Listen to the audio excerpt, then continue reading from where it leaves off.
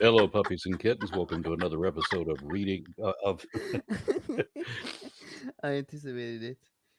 Okay, welcome to another episode of Blasphemers Bible, and we're just a couple of chapters away from my favorite or the most horrible chapters of this whole book, I think. So, yeah. So, describe what the next couple of chapters are going to look like for us, Lawrence. So I mean, this next one, chapter 27.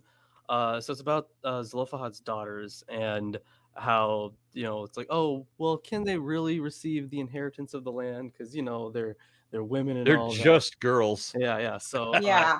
the thing is, eventually they do. But the interesting thing about this story is, I was talking to a rabbi a few years ago. It was pre-COVID, and I was talking about how in the biblical text, women are consistently viewed as lesser beings, consistently.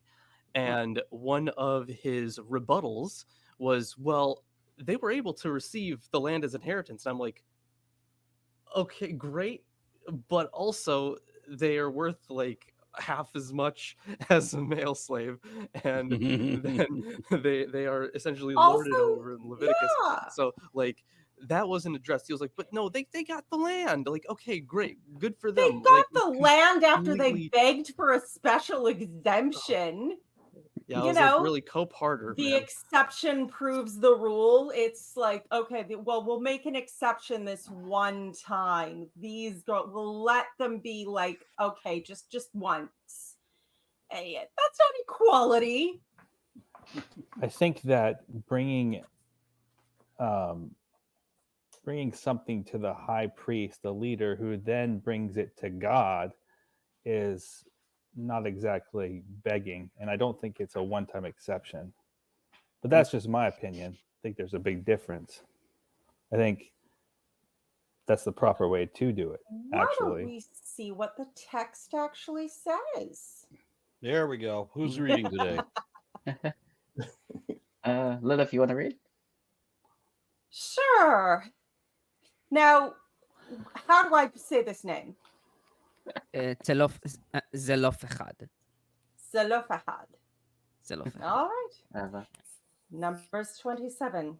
The daughters of Zelophehad, son of Hefer, the son of Gilead, the son of Machir, the son of Manasseh, belonged to the clans of Manasseh, son of Joseph. The names of the daughters were Mahal, Noah, Hoglah, Milcah, and Tizra. And they approached Almost. Oh, shush. You want Boy, R&D did to you do see this that? one? Yeah, Did you I was see gonna say that? You see that girl, Hogla? Ooh, boy, what a babe. Yeah, I'm like, who named her that? That was cruel. I did want to say that two of those names are like modern names, pretty much. Like Noah is pretty popular in Israel, I know, and Tirza is not very popular, I don't think, in Israel, but it is a. I think it Ashkenazi. does. Yeah, I think it is like some Hasidic Jews use it. I think Milka is also- pretty popular in Europe, by the way. It's chocolate. They make chocolate. Of course it is. It's some good chocolate. I need Milka. I I need think some milk and chocolate. tits are more like Ashkenazi, but go on. Milk and tits, eh? Brings the boys to the yard. So I'm told. I don't know. They approached the entrance to the tent of meeting and stood before Moses. Eleazar the priest and the leaders of the whole assembly said, our father died in the desert. He was not among Korah's followers who banded together against the Lord, but he died for his own sin and left no sons. Why should our father's name disappear from his clan because he has no son? Give us property from among our father's relatives. So Moses brought their case before the Lord, and the Lord said to him, what Zelophehad's daughters are saying is right. You must certainly give them property as an inheritance among their father's relatives and turn their father's inheritance over to them. Say to the Israelites, if a man dies and leaves no son, then turn his inheritance over to his daughter. If he has no daughter, give his inheritance to his brothers. If he has no brothers, give his inheritance to his father's brothers. If his father has no brothers, give his inheritance to the nearest relative in his clan that he may possess it. This is to be a legal requirement for the Israelites, as the Lord commanded Moses. Should I stop here or go on to No, Joshua's? keep going. Keep Okay. going. End It's scene. 23 verses long, so it's not. Yeah, it's not a long chapter. Fade to black. That's why you asked me to read it, you sticker. Then the Lord said to Moses, go up this mountain in the Abarim range and see the land I have given the Israelites. After you have seen it, you too will be gathered to your people as your brother Aaron was. For when the community rebelled at the waters in the desert of Zin, both of you disobeyed my command to honor me as holy before their eyes.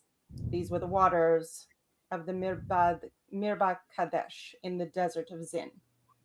Moses said to the Lord, may the Lord, the God of the spirits of all mankind, appoint a man over this community to go out and come in before them, one who will lead them out and bring them in. So the Lord's people will not be like sheep without a shepherd. So the Lord said to Moses, take Joshua, son of Nun, a man in whom is the Spirit, and lay your hand on him. Have him stand before Eleazar the priest and the entire assembly, and commission him in their presence. Give him some of your authority, so the whole Israelite community will obey him. He is to stand before Eleazar the priest, who will obtain decisions for him by inquiring of the Urim before the Lord. At his command, he will go. At his command, he and the entire community of the Israelites will go out, and at his command, they will come in. Moses did as the Lord commanded him. He took Joshua and had him stand before Eleazar the priest and the whole assembly. Then he laid his hands on him and commissioned him as the Lord instructed through Moses. The word of the Lord. Yeah, I didn't really have much to say on this chapter. My initial inclination would be that this specific rule about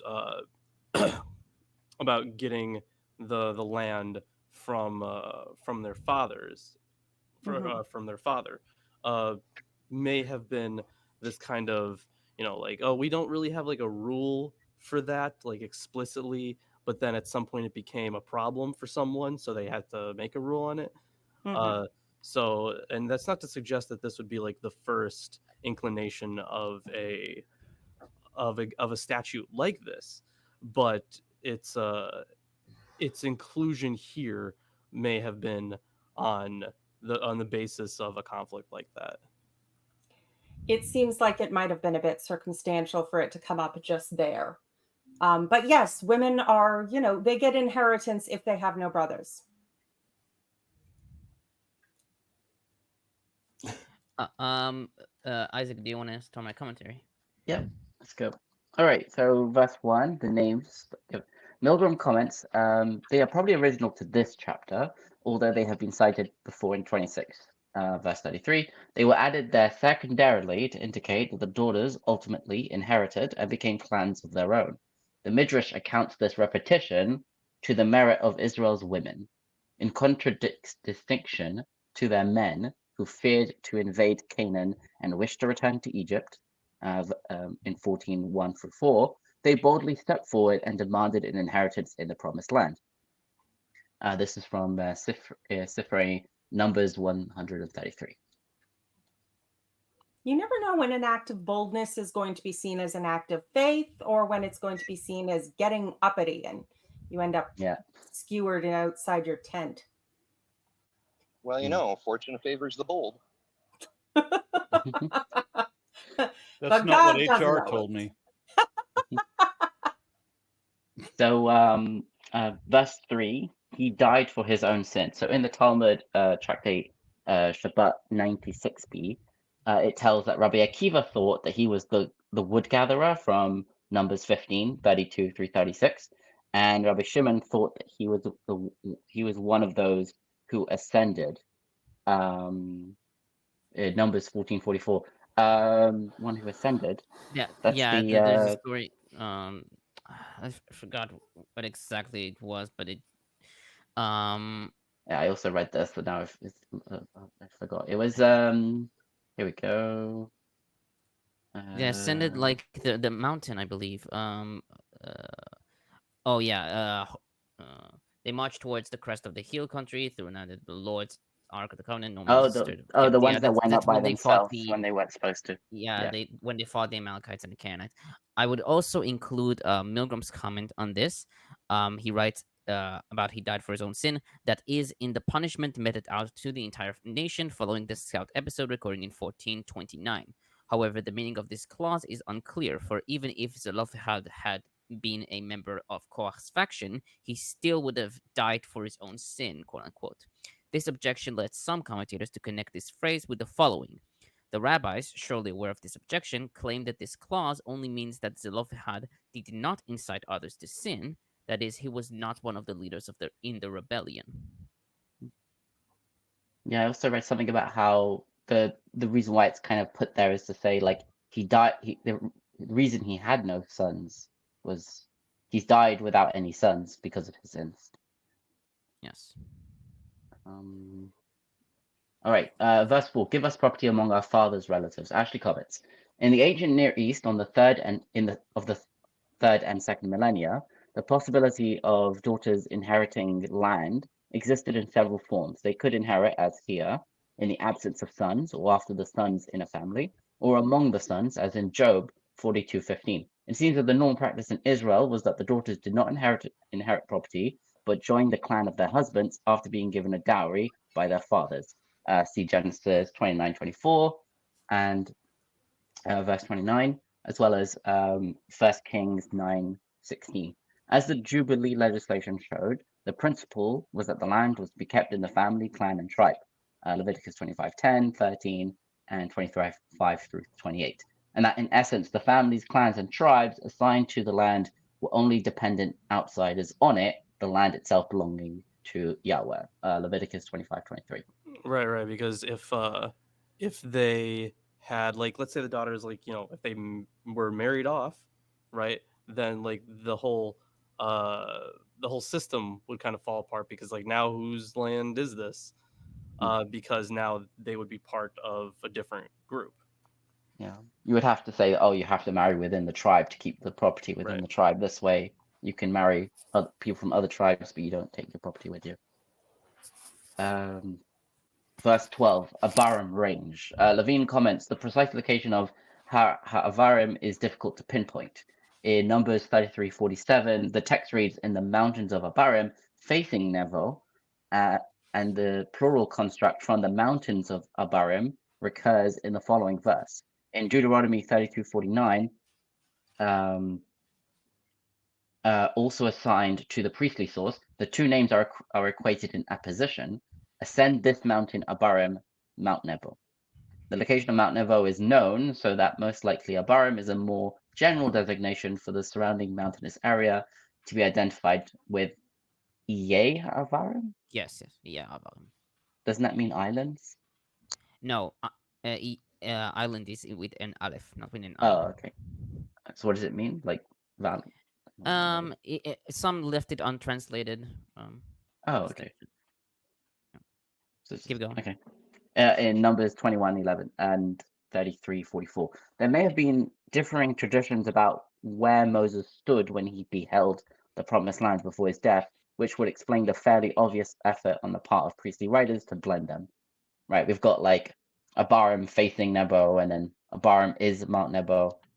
I mean, either way, you still have this thing about him being outside the land. Mm-hmm. Yeah. Well, this is before they go into the land, they're already talking about how they're going to divide it up. But a lot of things have been justified by we must not let this man's name die out. I mean, that was the excuse given for why Lot's daughters totally, played a very disturbing version of Hop on Pop. And that was the most polite way I could say it. They took a pop at that. That's a Dr. Seuss book. Yeah. A very innocent Dr. Seuss book, which that story in the Bible definitely was not.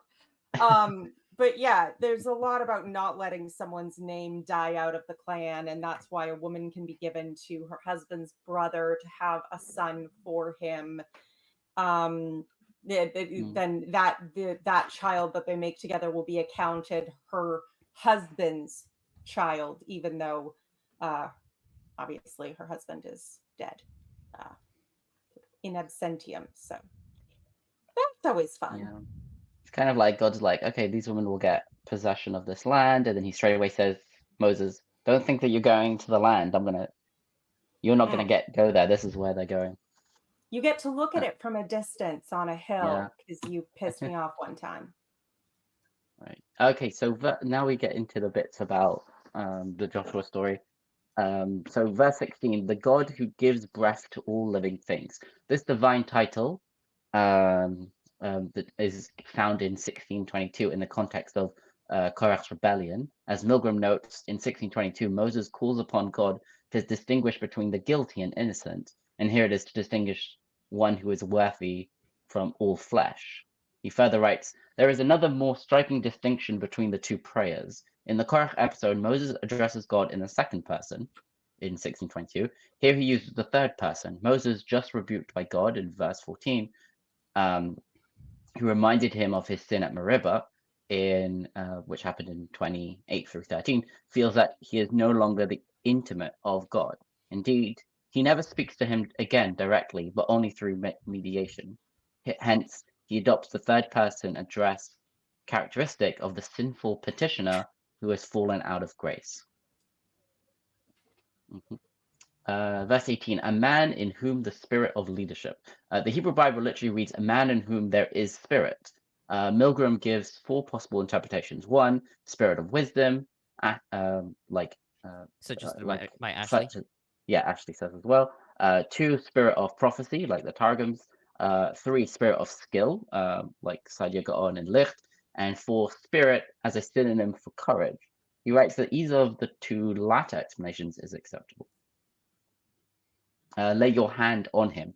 Levine comments, empowerment through the laying on of hands, or of one hand, was a widespread practice in ancient Israel and was known as well among the Hittites.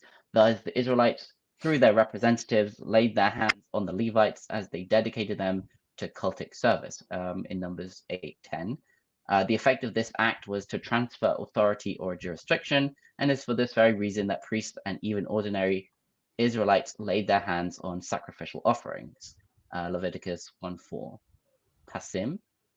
Yeah, it's like forward, I think. Oh, it's an academic term. I don't know. The Christians do the same thing with apostolic succession. You're familiar with that? Yeah, it seems that is it when the Pope goes from one to the next? Actually, well, technically it's supposed to be the entire priesthood of the at least the Catholic Church. I'm sure the Orthodox have something similar. Basically, the idea is that they should be able to trace the laying on of hands from Jesus to the apostles to, and then all they lay their hands on, and then you take your priests from among those, and so on and so forth. So it's supposed to be that, when you're laid hands on by a Catholic priest and they ordain you to the service, then you're touching someone who's touching someone who touched. Long line of touching all the way back to Jesus. Yeah, I think it was Rashi who said something about this is literally Moses is supposed to take some of his glory that is on him and put it on Joshua. So like the face shining thing. So that's there is like an expression like Moses is like the sun and Joshua is like the moon. That reflects. But it reminds me also of the story of Elisha and Elijah. And, I want a double portion of the Spirit which is on you, which I always understood as the Holy Spirit, the Spirit of God. Obviously that he was a prophet. It was a little more clear on that one. But that whole passing on to the next generation, there was a lot of that when I was a Christian teenager. Oh, they harped on about that endlessly. That and not having any sex. That's all they talked about. Should I get one more verse? Eric Wander says that in 1 Chronicles 7 says that the name of Zelophehad's father is Manasseh, not Heifer. Is this like Moses' father-in-law Jethro, who also had many names? Any commentary on this? I would So, think that's just the tribe he's from. Yeah, I well, think yeah, like the thing sons. is, it's been translated differently, but I would like to know what the Hebrew speakers here. I would like think to say like on that. sons can mean like generation, like descendants, not You generation. can call like your dad Yeah, your- like the if grandpa. if we It's interpret weird. it as like an actual son, Because it says it's b'nai menashe, and the word b'nai, like it refers to like a tribe. So you have like b'nai Israel, like these are called the Israelites. So It's in plural in that verse. I Yeah, then it would mean, yeah, if he's like from the sons of, then it makes sense because it would mean like from the descendants of, very much. But also, yeah, we Sometimes- read just before that, we read this whole long line of ancestors, which, by the way, the Jewish commentaries see that as like a sign that each of these people were like very holy, and it's like all Important of the enough to be girls mentioned. yeah, and like and also the girls as well, like that each of them is given the name. It implies that they were very like You're noble. right. We don't usually get names unless we're being Yeah. burned. No, actually, Jephthah's daughter doesn't even get a name, I don't think. Yeah, we'll get there. Okay, so are we moving on to the next chapter then? 28. no. I see another comment. Oh, I've got one more verse as well. Okay. Yeah. Well, I let wanna me say read one more something. comment from the chat then. Shut up, dog. All right. So Matt White says this is the part Martin Luther King was referencing in his "I Have a Dream" speech. Am I right? Seen from the promised land, though I may not get there with you, etc. Oh, I mean that wouldn't be. Yes. I have a, so I don't remember like the full context of the promised land thing, but because like if the land of Canaan was the promised land, like that would have been the reference in general. Did he specifically mention He did. Zelophehad's daughters? Oh no, No, no, no, not that. This is Moses going on the mountain. in Oh, the right, story, okay. it hasn't happened that Moses has gone up the mountain to die, but God is telling him after we get everything okay. set up, you're going to go up the mountain where you can see the promised land and then you will die only seeing it from a distance. And yes, Martin Right, Luther King did directly reference that, Nice. which is a bit of foreshadowing at this point, that death of Moses, that, I may not get, I've been to the mountaintop and I may not get there with you, but we will make it to the promised land, basically. Yeah. Somewhat. Okay. I So yeah, the last verse, 21. Inquiring of the Urim, only here and in 1 Samuel 28:6, the Urim are mentioned without the Thummim. As was explained in Exodus 28:30, the Urim and Thummim were used to inquire of God in the form of yes or no questions. Ashley writes, the point is that Joshua is dependent on God through Eliezer for exercise of his leadership. Urim and Thummim were the God-given way of determining God's will in limited circumstances. Elsewhere in the Old Testament, discerning that will by Urim and Thummim is especially contrasted with consulting spirits of the dead or necromancy. Yeah. My divination is good and your divination is evil and from Satan. I think there's also something here about in one of the Jewish commentaries about how like Moses felt bad about like that his son wouldn't inherit his position. So by making him have to like speak to Eliezer, the who's the son of Aaron, it's like saying, oh, we still have some connection to your father's family. Does the story ever say what finally happened to his wife and their sons? Because he sent them away when they were in Egypt, and then they came to see him with his father-in-law at one point during the desert. And then they just all kind of vanished from the story. And then there's a lot of killing their people, but they're never mentioned. So, Well, there is this idea that the story that we had a couple of weeks ago with where they called his wife a Cushite, is actually just talking about her, and Cushite is just like a euphemism for meaning like beautiful or whatever. Yeah. Or it could be a slur because she wasn't a Jew. Yeah, there was also a thing where she might have been like a Midianite Cushite is like similar. Yeah, I mean, we've already discussed the Midianite woman. Okay. Yeah. So, Well, I want to try and talk about Jesus. Is that okay? no. Is the Yeah, wait till there's some kind of perceptible relevance there. Are we ready for the other chapter? There's an exception here to inheritance, to a line, and it's kind of random. You know, why did they put this in the scripture? And if you go to Luke and you see the line of Jesus, the bloodline, it goes through Mary, but it references Joseph. And a lot of people, and I know you're going to love this. Nowhere says that that's the line through Mary. It doesn't say that in the text. That's an excuse that Christians give to ignore the fact that there are two conflicting accounts of his genealogy. People will say the one say that. It doesn't say this that. This is why I'm bringing it up, because it's important. It does say, it says that it's in Luke. It says, no, you just look, if you read it in Greek, it specifically his father-in-law is Heli. Lawrence? All right, what's the verse?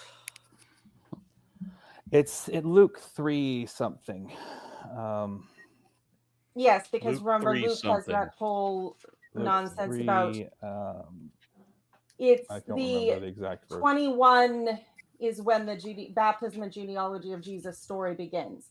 Now, when Jesus himself, 23 is the verse. When Jesus himself was about 30 years old, he began his ministry. He was the son, so it was thought of Joseph, the son of Heli, the son of Mathat, and then the son of blah, blah, blah, blah, blah, back to Adam and God.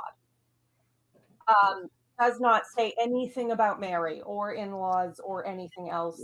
Sorry, where are we getting in-law from? He's saying it's in the original Greek. He forgot that you can actually read the original Greek. Try 323. 23. Okay. Nomizo, reckoned as by law. No, it says that Jesus was thought to be the son by law of Joseph. Yeah, it like says adoption. nothing about Mary. Here, while you're looking it up, the bottom line is, Lilith, your idea that these two lineages are just mistakenly wrong and that Christians are just making stuff up to be able to make sense of the I think it's deliberately wrong. It is deliberately wrong, because you have the bloodline through the seed of the woman, as predicted in the very beginning of this book that you're reading, Aaron. All the that was prophesied over time, that there would be the King of Kings would come through the line of David, not just the lineage, but of the house. You have two obvious when bloodlines. we get to the New Testament, then we can obvious talk about lineages. the New Testament. Right now, we're reading the Hebrew Bible. Jesus ain't in it. Right now, it is. Okay, Right so here, so I'm understanding where you're getting this from. So, Enomizeto, right, which is so it would be like he was considered, or he was thought to be. So you're getting that from because nomizo comes from nomos, right, which is law, which is where you're getting that. But nomizdo can also be like in practice or custom. So like it's not necessarily just by law. So it's Also, it's not necessary. That I get where you're getting that, but it's not Jesus' necessary. parentage, not to Joseph's parentage. Is that not correct? The by law phrasing there. Yeah. Also, I think in a lot of languages, a father-in-law is not called a father in by law. There's a whole different word for it. Yeah, that's very much projecting an English conceit onto Greek grammar. So regardless, what we have is the lineages you have. Joseph is Jesus's legal father, right? Mm-hmm. Now that doesn't necessarily mean that he's not his biological father. It just means that he is his legal father, right? Yes. Fuck all's irrelevance here. What you have is an exception here with the daughters of. I mean, it's kind of a stretch, but it's important. It's related. I knew it was if kind of a stretch because Luke's you brought genealogy it up. goes through Mary. Okay, no, it doesn't. But Luke chooses to reference Joseph instead of Mary, which is Yeah. signifies the lineage as it is historically passed down Yeah, through but boys. if God's the father, then there is no lineage through Joseph. Joseph has nothing biologically to do with it, if that was the case.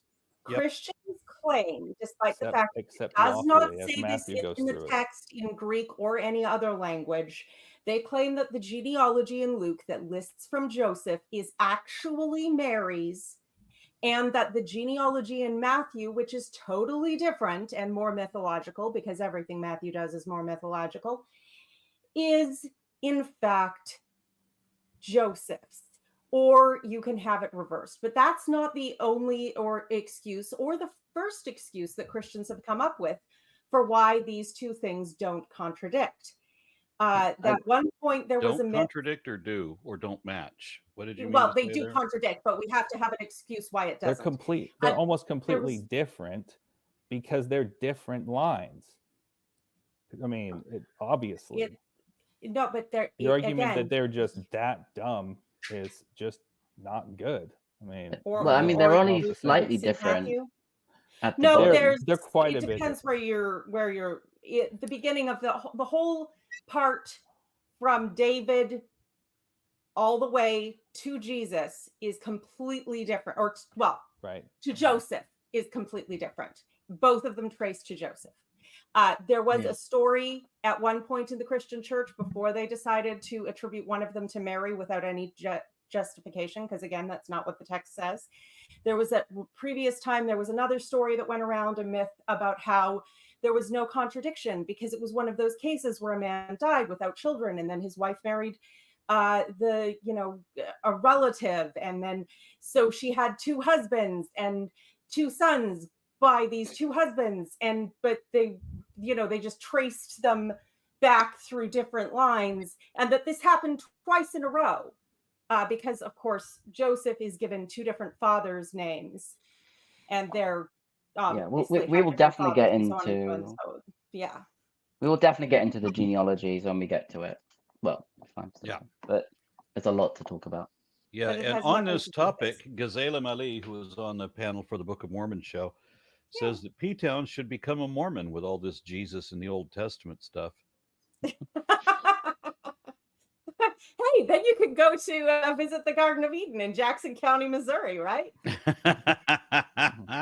Indeed. I would say one last thing, which is that the story of Zelophehad's daughters is that they themselves inherit the land of their father's family, but it doesn't Right, but necessarily then, yeah, mean that their correct. children would inherit from them.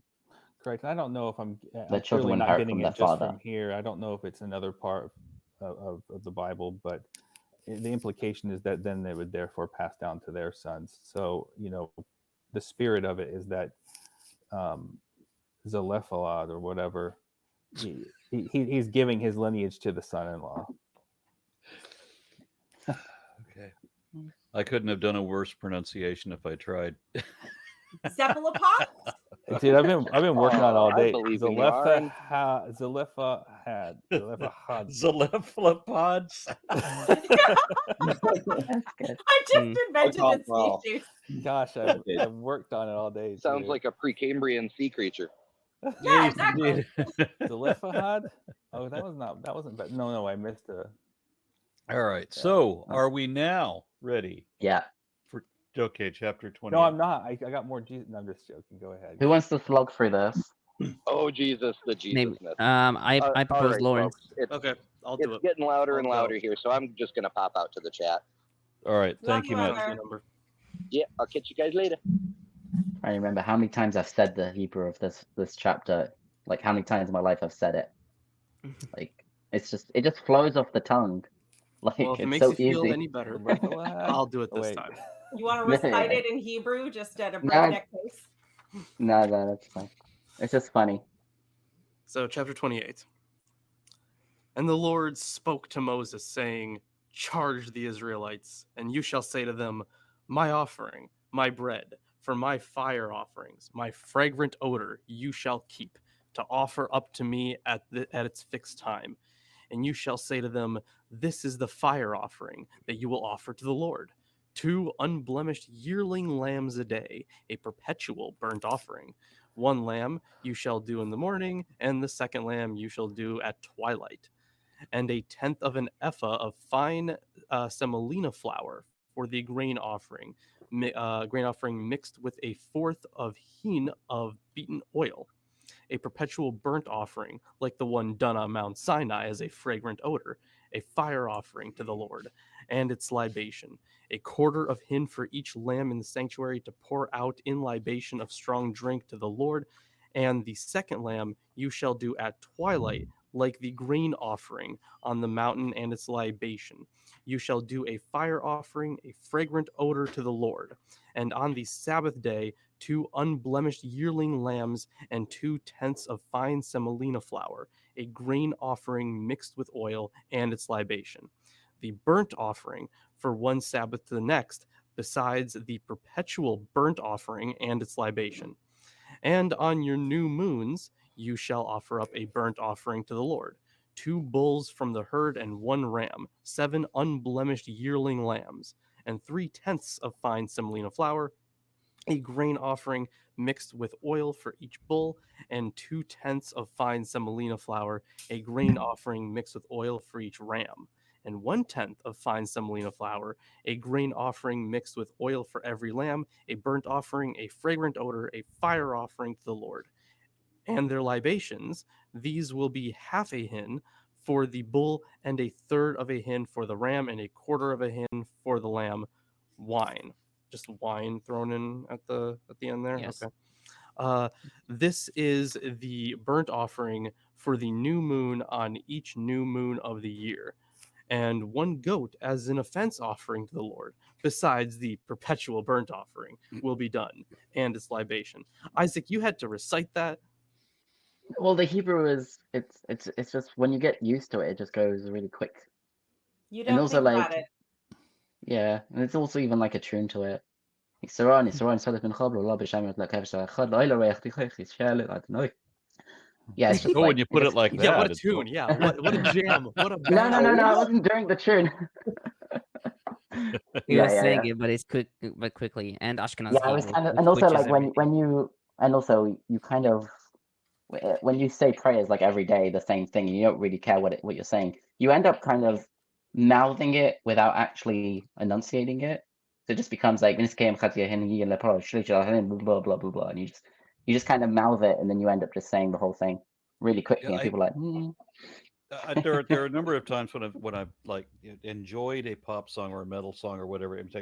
When I say pop song, I just mean a popular song, and I realized that the lyrics, don't think about the lyrics too much, because the song's great, but the lyrics are really fucking stupid.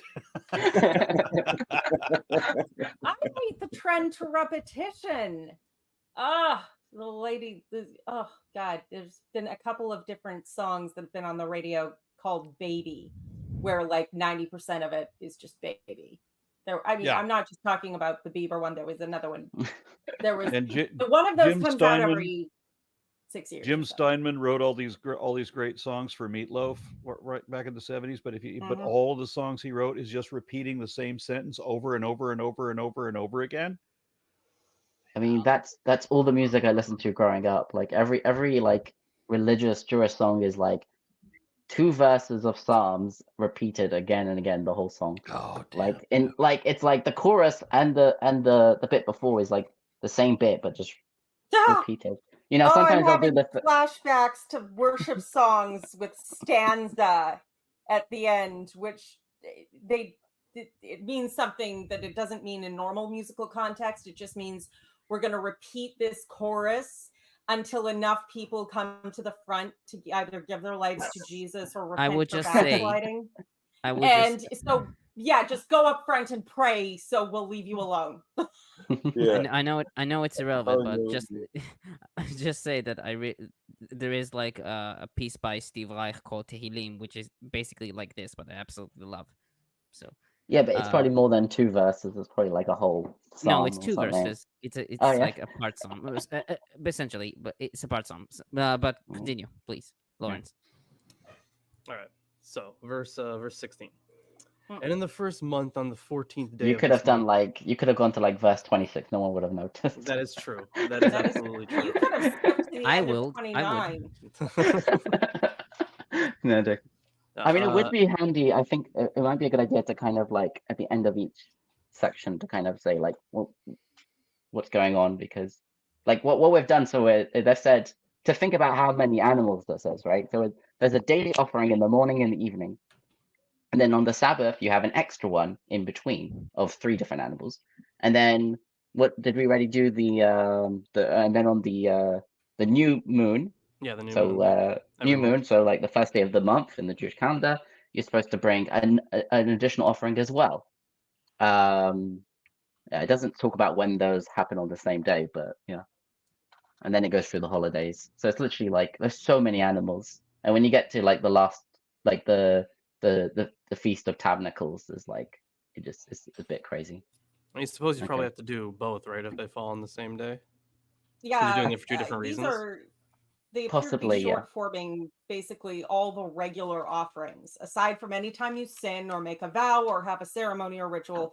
Just all the festivals, all the daily everything you have to kill for God, just as a matter of course. We're just Yeah. I don't know why it's stuck here. It's like, I'm gonna kill you on a mountain, Moses. Get your affairs in order. Now we're gonna talk about how many sheep you have to slaughter every Sunday and new moon. Yeah, they have to be and lambs, and it has to be Yeah. twice a day. And you need to you waste the flesh. Just you don't even get to eat it. Just burn it all up. Burn it, because I like to hear lambs screaming when they're on fire, because I'm cruel and vindictive and full of hate. And I just need you to sacrifice everything to me and throw away all your values and do all these horrible things because I'm a horrible dick, and you just need to show how much you fear me. Hey, he doesn't like to kill. He just likes the smell. It's Yeah. true, Yeah. and they don't burn them alive. They have to spill their blood first because God loves And him sprinkle some the blood everywhere, because that's important. And the worst Lo- thing about all of this is somebody who loved animals ever since I was such a little boy. Suddenly, as I became a Christian, I just read through that as if it was nothing, and it shocks me now that I've done that for years. Yeah. I mean, we felt like we had to justify it, which is awful. Yeah. I think about, trying to figure out a way why the guy who speared 2 people in public was a good guy. I mean, Well, Yeah. it was a mixed marriage. yeah, we can't have that. Big Aren't you, damn aren't you deal. guys all so glad Yeah. Jesus came? What? Amen. Well, I was gonna Lawrence- let's just before we continue, just quickly, I was gonna say, like, yeah, so growing up, like saying all the prayers that you say are tied around these things. So you have a morning prayer, which is to do with the morning lamb, an evening prayer, and then the afternoon prayer is to do with the mincha, the meal offering, right? Oh, and wait, then wait. on Saturday, you have an extra prayer because there was an extra sacrifice. And on the first day of the month, there's an extra prayer because there was an extra sacrifice. And on the holidays, and you read out these bits from the thing. And like Matt was saying, like you read it out and you're like, oh, it's much nicer that we only have to read it and not actually, So kill them. the meat But when- of a lamb. What do they call the meat of a lamb? Lamb. Mutton? Isn't No, that mutton veal? No, is an mutton is older sheep. sheep. Oh, older. What's veal? Lamb. You just say lamb, yeah. Yeah, I think What's it's just veal? Isn't that a Cow. baby? Beef. Car. Oh, that's Yeah, beef. young Okay, beef. got it. Baby cow. Baby cow. Yeah, All right, well, calf. never mind then. Yeah, lamb chops. Lawrence, can you please continue? Rare with a very little mint sauce. So that's so why nice, I they had love to it. use lamb, because if you did baby cow, that would be veal, and if you did it twice a day, then that would be reveal. Ah! And then you couldn't have your mouth A Sir, revelation. to go to Arn, sleep. sir, you should enlist in a Big Brother program because it is clear you have no parents. Oh, I think meant like Big Brother. Okay. Okay. Lawrence, please continue. Yeah, I will. And in the first month, on the 14th day of this month, a Passover offering to the Lord. And on the 15th day of this month, a festival. 7 days flatbread shall be eaten. On the first day, a sacred assembly. No task of work shall you do, and you shall offer up a fire offering, a burnt offering to the Lord, 2 bulls from the herd and 1 ram, and 7 yearling lambs, unblemished they shall be for you. And their grain offering, fine semolina flour mixed with oil, 3/10 for the bull and 2/10 for the lamb shall you do. 1/10 you shall do for every lamb, and 2/10 for the 7 lambs you shall do, and 1 offense offering goat to atone for you. Besides the morning's burnt offering, which pertains to the perpetual burnt offering, you shall do these. Like these, you shall do each day 7 days. Bread of the fire offering, a fragrant odor to the Lord, besides the perpetual burnt offering shall it be done, and its libation. And on the 7th day a sacred assembly shall you have, no task of work shall you do. And in those first 2 verses there, you kind of see the difference between the Passover and then the Feast of Unleavened Bread. They're Mhm. they're It's separated. almost like the Passover is the day before. Yeah, almost. It's Almost almost like like they're they weren't the same thing, and then they got smushed together, and then they had to make it sound like it was the same thing. almost as if. And on the day of first fruits, when you offer up an offering of new grain to the Lord in your festival of weeks, a sacred assembly shall you have, no task of work shall you do, and you shall offer a burnt offering as a fragrant odor to the Lord, 2 bulls of the herd, 1 ram, 7 yearling lambs, and their grain offering mixed with oil, 3/10 for the single bull, 2/10 for the single ram, a tenth for every single lamb of the 7 lambs, 1 goat to atone for you. Besides the perpetual burnt offering and its grain offering you shall do. Unblemished shall they be for you and their libation. So for both of these, you have to do the sacrifices, right? But then you also have your own sacrifice to make up for the sacrifices, which I forget which chapter that was in. But it kind of seems like we were doing the same thing, right? Oh no, it was the one with the priests, right? I forget which Actually, chapter I have that a was. That wasn't question. that long Isaac, ago. Yeah. you say observant Jews now offer prayers in place of sheep because there's no temple. If the temple were rebuilt, would they then have to reinstitute all of these as an actual sacrifice? That's what I was kind of getting to. So, like, if the Messiah were to come and build the 3rd temple, then the idea of reinstating the sacrifices is most religious Jews would say, yeah, that's what's going to happen. But I don't know if it's clear whether prayers would stop or they would continue. Well, and it's important to note that I was like, these Messiah, don't come. sacrifices did not stop because Jesus came. They stopped because Titus burned down the temple and destroyed Jerusalem. And it was Titus, right? Or was it Vitellius? Titus, yes, Titus. Titus, yeah. Yeah. And it just, Second. genocided the fuck out of everyone. So Yeah, you can't bring Yeah, sacrifices if you're not in a state of purity and you don't have a temple built, and you can't build a temple if you don't have a state of purity. So it was like you can't build a temple until the Messiah comes. I don't have to participate in the sacrifice thing if I'm not perfect. Shucky Well, I mean, dogs. I'm a woman. I never have to. But you would still I mean, most people wouldn't be actually doing the service. The service was done by the priest class, and everyone else would just kind of pay for That it. reminds me, my son wanted to do a vampire hunter Halloween costume, and he showed up today asking me to use my ordination to bless his vials of holy water.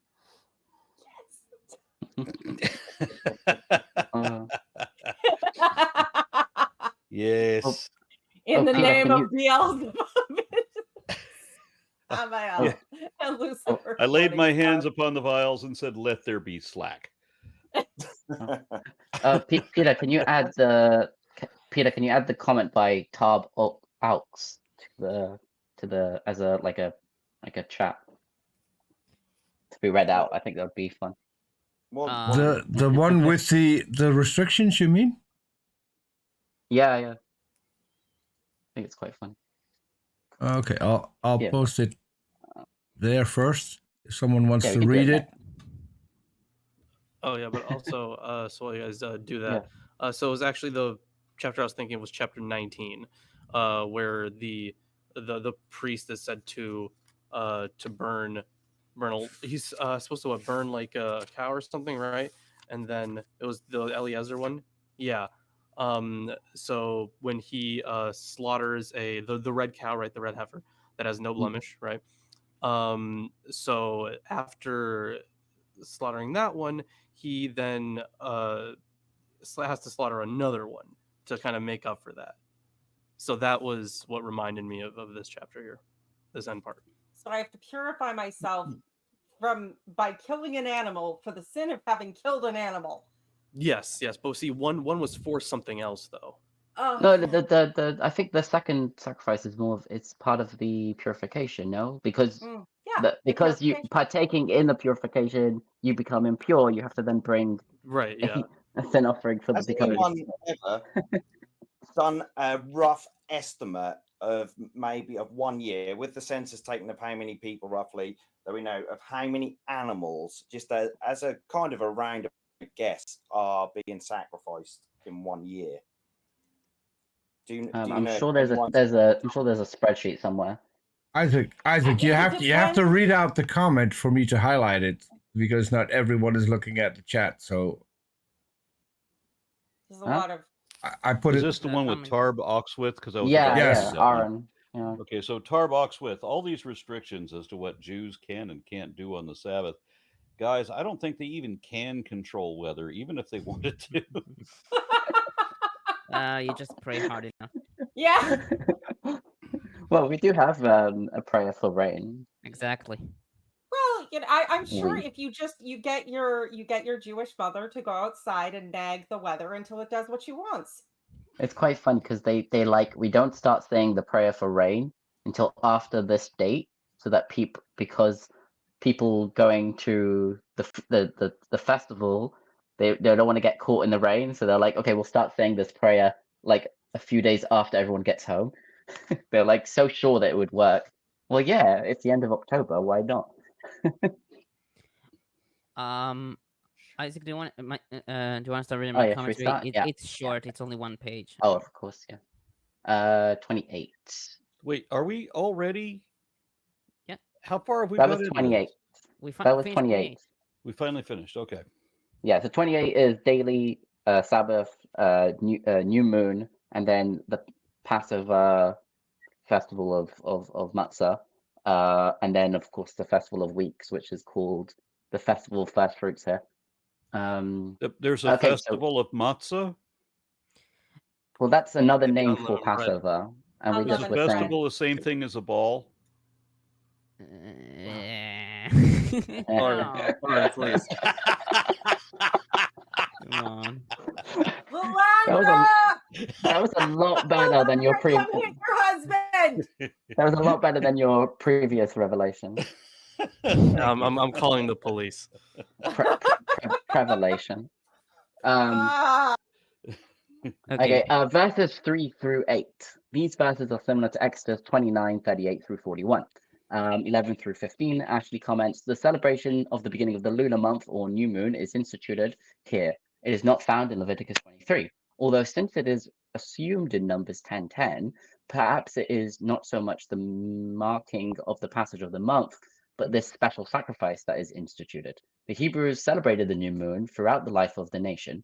1 Samuel 25, 2 Kings 4:23, etc. The new moon was an important feature of the life of the ancient Near East. I do want to bring up a funny kind of commentary from the Midrash, which is why does it say about the sin offering? It says a sin offering for the Lord when it's talking about the sin offering on the new moon. And the story goes, I think I've said the story before, which is like it's part of the creation myth. That God created the two luminaries, right? The sun and the moon. And they're kind of spoken about as if they're equal. And then there's this like midrash that says, so God made a sun and a sun for the day, a moon for the night. And they were equal. And then the moon was like, can you have two kings with one crown? Like, can they rule together? And God was like, you're right. And he made the moon small. And then the moon was like, can you punish someone for saying something true? And then God was like, you're right. You can rule during the day as well. So that's why you see the moon up during the day as well as during the night. And then there was something else, and then God felt bad about it and gave him the stars of company or whatever. So this is supposed. So they read in the passage where it says a sin offering for the Lord. This is a sin offering on behalf of the Lord who felt bad about making the moon small. I think it's a cute story, but it's just Moon. Yeah. Well, I mean, it's good to know that even in the non-canon drafts, there's a recognition that God's just such a dick. But at least he But I feels did bad want this to, time. yeah, I did want to say before when I said like, yeah, Joshua's like the moon. It's not because they didn't think he was a reflection of the sun. He's just a smaller light source. Which is funny that they thought it's they small. make the sun for the day, and they don't even recognize that the sun is the day. How they disassociate those throughout the Bible confuses me. Isaac, please continue. Yeah. Okay, so 16 to 25. Levine comments, 2 related occasions were celebrated during the first month in the spring of the year. On the 14th day of the first month, the Paschal sacrifice was to be offered. On the 15th day, a chag, or pilgrimage, is to take place, beginning a 7-day festival during which unleavened bread rather than leavened bread were to be eaten. The 1st and 7th day are declared Mikra Kodesh, a sanctuary convocation,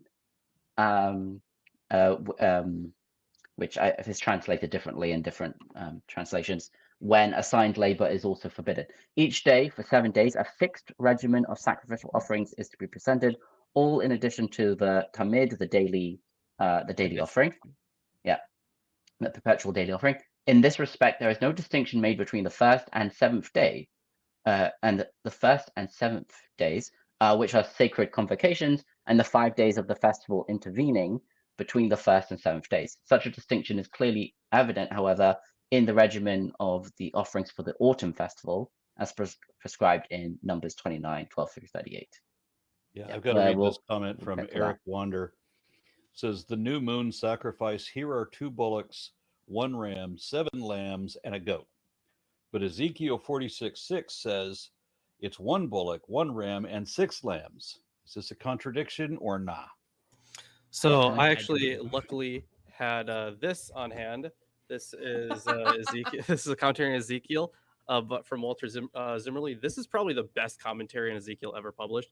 Like it's really good. Everything from Hermenia is just really good.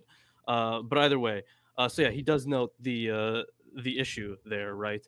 And he says that when he's talking about like the new moon feast, the feast of the new moon is occasionally mentioned in older narrative texts. It even appears in prophetic polemic. It did not find its way into the older legal texts up to H, which is the holiness code, or the holiness author, I guess. Was the connection between this day, which was celebrated by a joyful greeting of new light, according to Job, and the course of the stars still too strong for Israelite susceptibility. The fact that in Ezekiel 46 and in Numbers 28, it reappears with a not inconsiderable emphasis in the offering requirements shows that it had not been suppressed in the people's experience, and the ritualization strongly focused on the thought of obedience of the older custom. The threat posed by it was no longer so grave. The addition of a goat as a sin offering to the sacrificial requirement in Numbers 28:15 can also show how differently the experiences of this day were now oriented.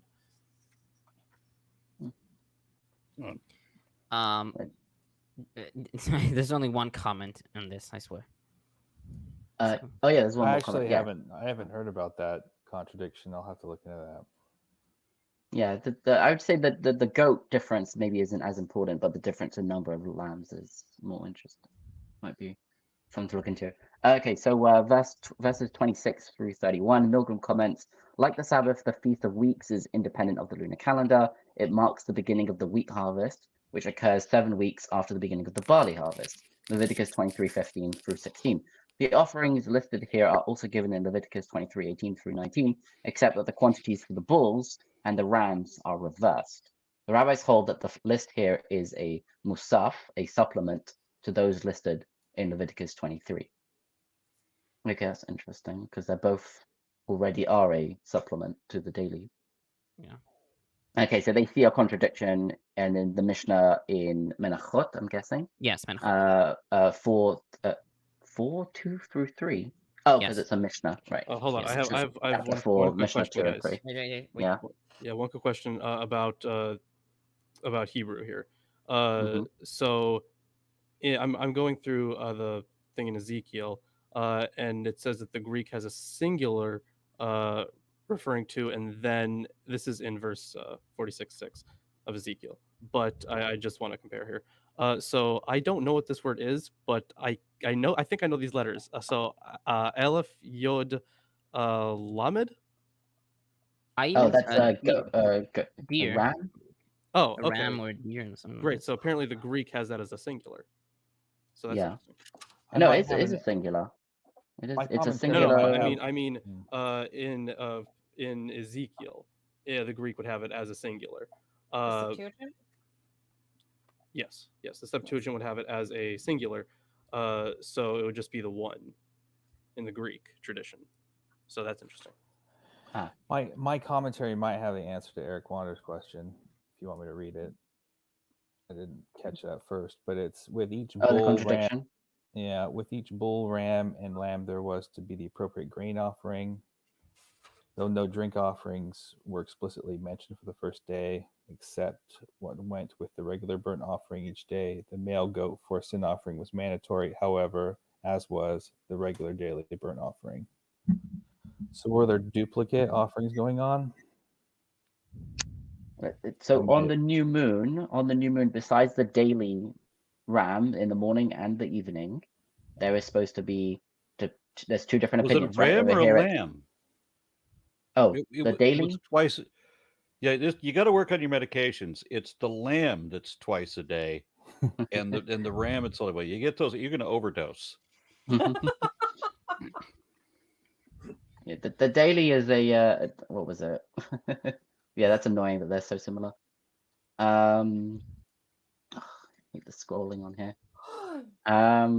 Yeah, it's a lamb, a Yeah. lamb in the morning, a yearling lamb, one in the morning and one in the evening, and then on the actual new moon, in addition to those two lambs, in between you would offer an extra bullock, ram, and either 6 lambs in Ezekiel or 7 lambs in what we just read. Let me see if that's correct. No. I still think God And getting the 46:4. people to Yeah, participate 7. in his blood fetish is creepy. Yeah, we're getting particular about like how many lambs Right. Yeah. were slaughtered on the day. Yeah, so it's yeah, over here it says 7 lambs and in Ezekiel it says 6. So it's in addition to the daily. Yeah, with the lamb. six Right, lambs, so the- with the 6 lambs and 1 ram, is not so copiously provided for as the offerings of the great feast, but considerably more so than in Numbers 28:9, where for the Sabbath offering 2 yearling lambs are required.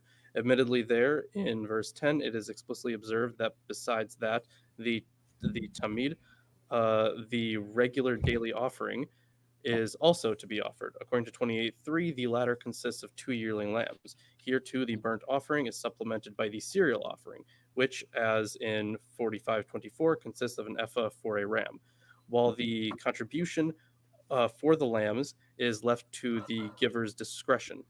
The instruction for the contribution of oil is a literal repetition. Numbers 28:9 requires 2/10 of an ephah of fine flour with mixed oil, or mixed with oil. So Whereas, there's a cereal offering too. well, yeah, I got that as well. yeah, so from Ezekiel, but the burnt offering which the prince shall present to Yahweh consists on the Sabbath day of 6 lambs without blemish and a ram without blemish. And the cereal offering consists of an ephah for the ram, but for the lambs, the cereal offering consists as much as his hand is able to give, and oil, 1 hin for the ephah.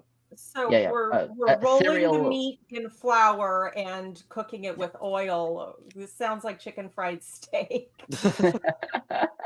Yeah, cereal with a C, people, as in the grain offering, not cereal as in like the daily. Yeah, I was wondering I if was the just thinking about cereal leaving a sacrifice. the cereal offering Like should be serial should be killers? Kellogg's cornflakes because it seems to help people with masturbation. Before the cereal offering, kidding. the Levites would come in and play the opening song, Oh, that- Yay! the opening tune, whatever it's called. Are we moving to 29? Snap, crackle, and pop. Yes. I'm seeing a comment by Aunt Jer. Yeah, one more. Got one more comment. Aunt Jer says, at the end of every show, we should get a progress report on whatever Lilith is knitting/crocheting. Aw, that's sweet. I had to like rework this. It's still just very much in a block of thing. So I'm kind of going back and forth on it, and I need to fidget. But right now I need to get coffee. So Okay. I'm going to read this one unless somebody wants to. I don't mind reading it. I haven't read for a little while. All right. All right. Go You're ahead. into the world of pain. not as much as the world of pain in the temple. Matt always gets stuck with these crazy ones. He's all like, "Oh, why am I always reading these?" Yeah, and like I said to Isaac the other day, I'm also like quite dyslexic as well. So, Sorry about that. but anyway, let's go. Now, in the 7th month, on the first day of the month, you shall also have a holy convocation. You shall do no laborious work. I will be hold on, bear with me. It will be to you a day for blowing trumpets. You shall, hold on, am I reading from the right place? Yes. Sorry. You shall offer a burnt offering as a soothing aroma to the Lord. 1 bull, 1 ram, and 7 male lambs, 1 year without defect. Also, the grain offering, fine flour mixed with oil, 3/10 of an ephah for the bull, 2/10 of an ephah for the ram, and 1/10 of an ephah each for the 7 lambs. Offer 1 male goat for a sin offering to make an ointment for you, besides the burnt offering of the new moon and its grain offering, and the continual burnt offering and its grain offering, and the drink offering, according to the ordinance for the soothing aroma, and offering by fire to the Lord. This Then is on so fucking unnecessary. I can't deal with it. So So on Rosh stupid.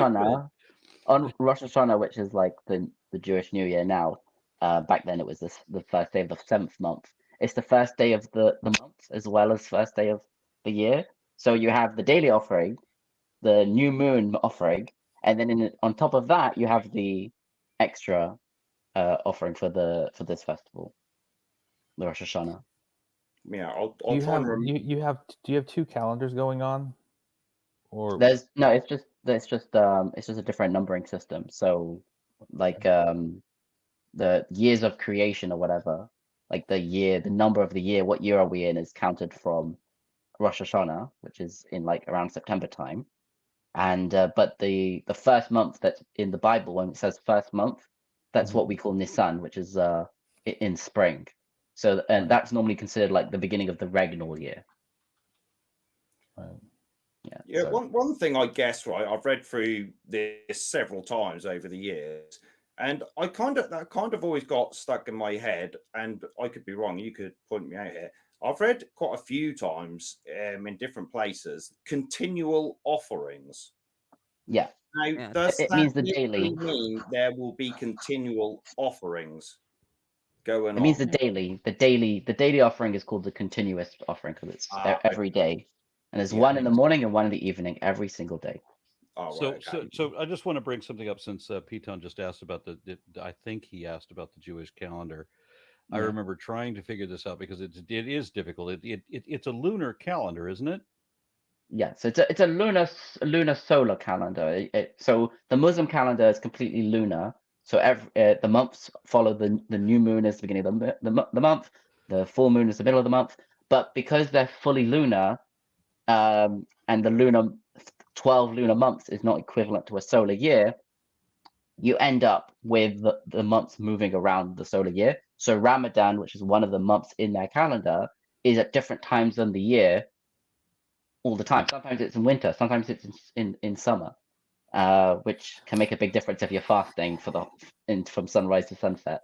Okay, And then I just wanted to throw this out there. When I looked at the Jewish calendar, it was hard for me to calculate some of this because I had to look up a bunch of things. What year is it now, and what was it then?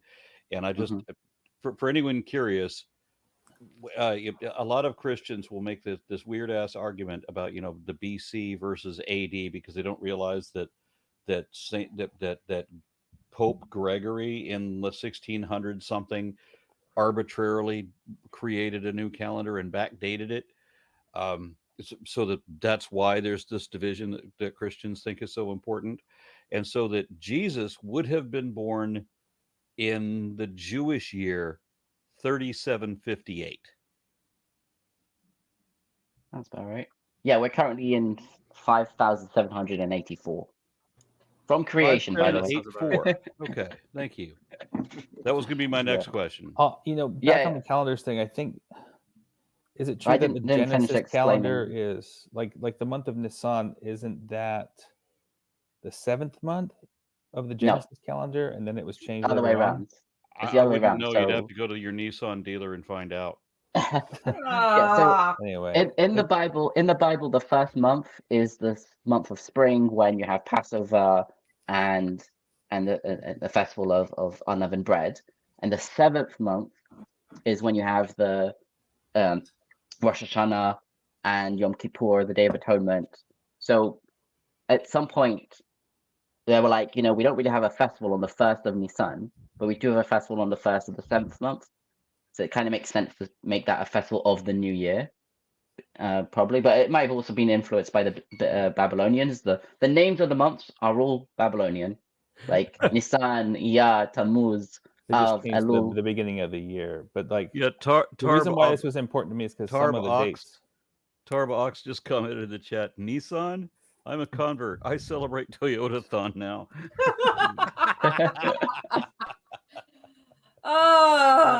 Let me just remind you that we are reading. Yeah. Oh, well, excuse me, Mom. We're talking about something interesting rather than what we're about to read. I mean, I'm just saying, if you want to get to the Midianite War in Saturday, then we will finish. So no, the next couple of what is it, 30 and 31? Yeah, I'm all about. That's going to be so much fun. 30 not, but maybe 31. Yes. If you're playing drink for genocidal atrocities or general evil, water down your beverage. Do not go full strength. I'm going to probably be hungover for that one. That sucks. I somehow suspected you would probably miss that one. Mm-hmm. Oh no! Wait, never mind. My friends canceled on me Friday night. Never mind. All right, I'll probably be okay. All right, I'll just finish answering the question and then we can continue reading. So, I said the Muslim calendar is lunar, but the Jewish calendar is lunar solar because it says that it has to be in spring. So even though the months are based on the moon, the year needs to be based on the solar year, so that the festivals are in the correct season. Mm-hmm. So what they do is that they calculate an extra month, like every 4. Like it's all calculated. But they have instead of an extra day, like what in an English civil leap year to correct the calendar year to the solar year, you have an extra day every few years. The Jewish calendar adds an extra month to match up. So you have 12 lunar months and then 13 lunar months once every few years, so that it lines up properly. It's confusing. It is. Well, I mean, the thing is, a lot of cultures always have, not always, but a lot of cultures have like a special month just to kind of make up for it. The Mayans, they had a 20-month calendar, but but the thing is, there was always 5 days left, and that was its own like miniature month. So that was a thing.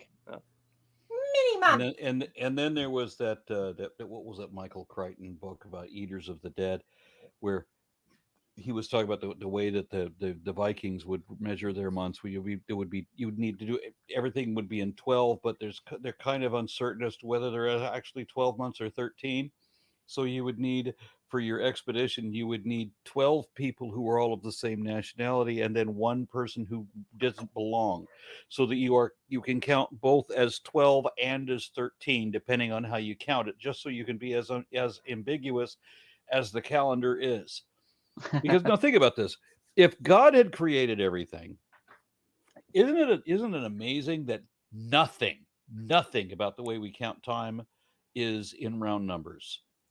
I mean, it's not exactly 24 hours. The hour doesn't make any sense anyway. The lunar cycles of 28 days, which doesn't match, or the 24-hour days, which you have a leftover. Everything has a leftover. Nothing is in equal, even terms. There's no way to count anything without a leap year or having to do some kind of accounting later on after every 7 years or whatever. You have to make this other adjustment. It's like that throughout everything. So God makes two luminaries that this was in the not sky. intentional. He makes two luminaries in the sky that Aren't- are pretty much the same size from our vantage Oh, point. no, we're And not they gonna all talk about revolve the around each eclipse, other though. like Love a this clock. one. Grow up. And your argument is that it's not good enough. Arn, you So could it's not you good could at also all. you could also say My that goodness, if alright. you have a month called Nissan, you'd need a plug-in hybrid every once in a while. Like you Basically, have what by the way, it you is, have something cool. Before the it's Jews changed science the and calendar, math God fixing had them. God's cock-ups. What? I thought, P-Town, I thought you were going to say, isn't it amazing that water boils at exactly 0 degrees and 100 degrees and freezes at exactly 0 that would degrees? just be silly, though. Oh yeah, that one would be silly. Yeah. I think if you hold up a quarter at arm's length and hold it up to the moon, it also perfectly matches Isn't up it with a the size. dime? Or maybe it might be a dime, right? It might depend on your arm length. Oh, it's a pencil eraser. One of those. But either Yeah. way, no, I feel like it's actually some kind of coin. But at least that's the analogy I heard. But isn't that amazing that God created currency as well? Oh, To line up pesos. perfectly with our arm length and our vantage point. It's just so wonderful. All right, Intelligent so design. we were up Like the banana. to-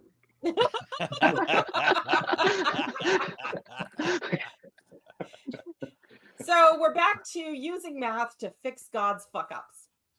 Great. Verse 7. we were- Verse 7. 7. Yeah. Oh, there is an easy math thing that you can do.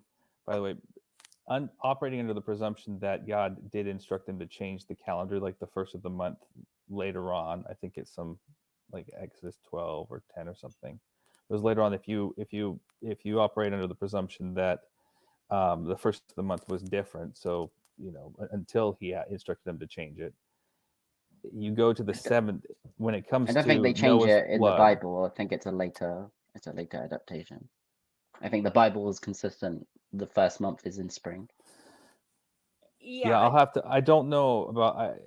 I'm not sure about that, but I think it definitely is that way. Like, for I don't most think of the Bible. word Rosh Hashanah, like head of the year, is ever used to talk about the day of trumpets. Like that name is given later. I don't think it's. Maybe it's somewhere in the rest of the Bible, but no, it's definitely not in the Pentateuch. Okay. But anyway, if you, based on what I've, and I've struggled at researching this, but there is a simple math equation. When you go to, when it says that the ark rested on the 7th month, on the 17th day of the month, upon the mountains of Ararat, based on operating on that presumption that I just brought up, if you add 3 days to the 14th, because of course we're talking about Passover, add 3 days, that's the 17th It's not day. Passover. It's the 7th month is like I said is like Again, what I'm autumn saying time. is in this, So what I'm it's- saying, this But is, it's was not. later It's not. changed. The 7th month was never. The 7th month in the Bible is always the month of tabernacles and the Day of Atonement. So you could say it's 3 days after the Day of Atonement, but it's got nothing to do with Passover.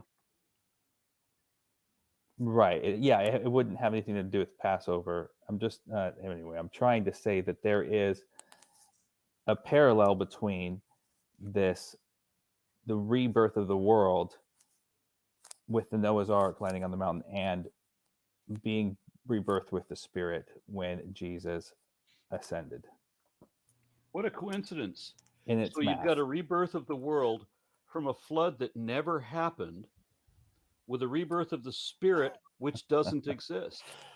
Well, and Do you we have notice to the bring correlation in, with those? but there is math. yeah, Yeah. well, we have to bring in also the day of ascension that we don't know when it was, but it would have been closer to Passover than to Rosh Hashanah because Pentecost really happened after the ascension with the Holy Spirit and the burning tongues of fire. So no version of this works for you, P-Town. I mean, look into it. Maybe you can find something about the calendar switching, but I'm almost sure it happened much later on. It's not mentioned in the Bible. It mentions But that should be the first month. mentions it There's in- nowhere a record of it being different, like specific, any other specific month was the first month. He just By the way, announces it P-Town and I next to- had the conversation about does the Bible support abortion, and I did get an admission from P-Town that it does, which he then backtracked on immediately.